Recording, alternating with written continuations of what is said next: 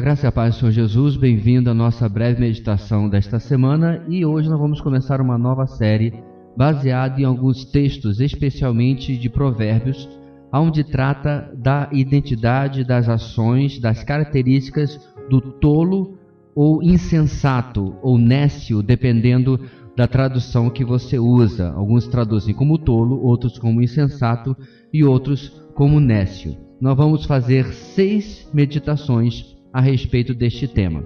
Eu quero adiantar que é bem provável que nós não consigamos apenas separar a população do mundo, incluindo a mim e a você, entre sábios e tolos, como se fosse algo completamente absoluto. O ser humano ele é muito mais complexo do que apenas 2 categorias desta forma. O que eu quero dizer é que é bem provável que eu e você, em alguns momentos da nossa vida, nos comportemos, nos coloquemos como sábios e em outros, infelizmente, como tolos ou como insensatos, conforme eu disse. Eu quero começar hoje com uma característica deste tolo, deste insensato, que nós vemos em Provérbios capítulo 12, versículo 15. O caminho do insensato parece-lhe justo, mas o sábio ouve os conselhos. Primeira característica é que o tolo ou o insensato, ele está plenamente convencido de que ele sempre está certo.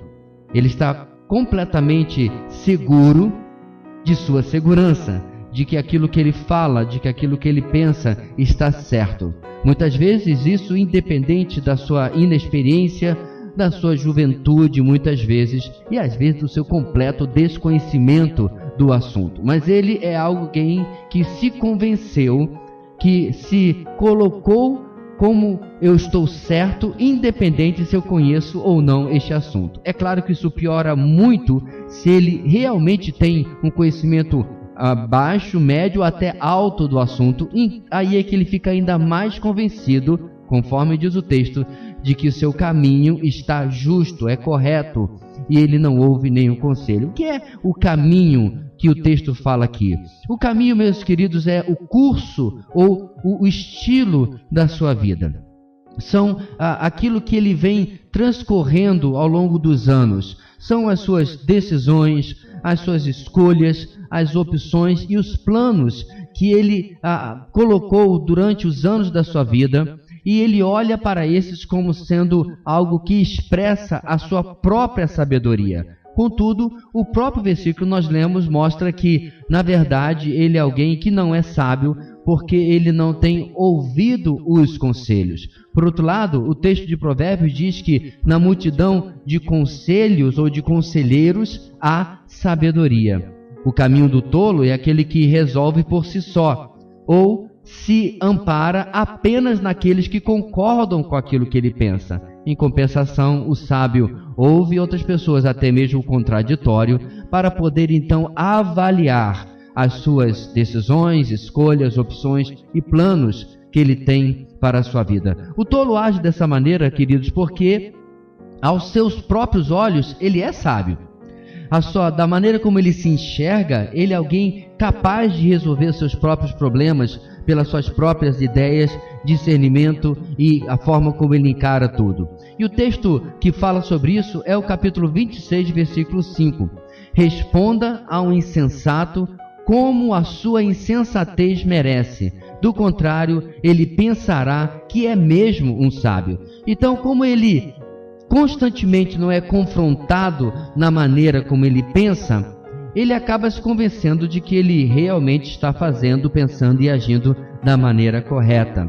É necessário ao sábio ou àquele que percebe a tolice, a insensatez do outro, perceber e discernir quando ele deve conversar, como ele deve se portar para com esse insensato, para com esse tolo, e usar inclusive a falta de lógica da sua insensatez para buscar provar àquele homem, àquela pessoa, que o seu caminho de fato não é justo e que ele não é de fato sábio.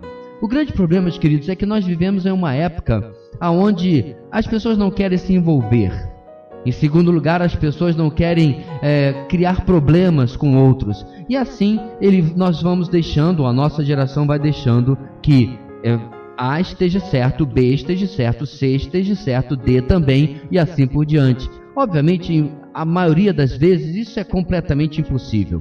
Uma coisa não pode ser certa e errada ao mesmo tempo. Uma coisa não pode ser certa com uma solução de A diferente da solução de B, diferente da solução de C, A de eterno. É bem provável que há algumas soluções possíveis para uma situação, mas não todas. Então é necessário para nós termos a confiança e ao mesmo tempo a doçura de chegar para alguém e dizer: será que você está pensando da maneira correta?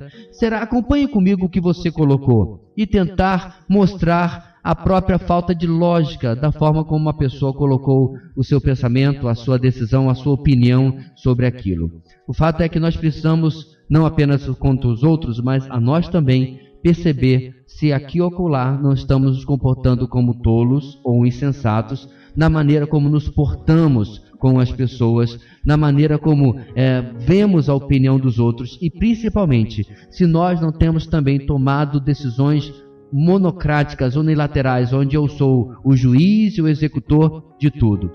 A verdade é que praticamente todas as circunstâncias da nossa vida, alguém já passou por ali.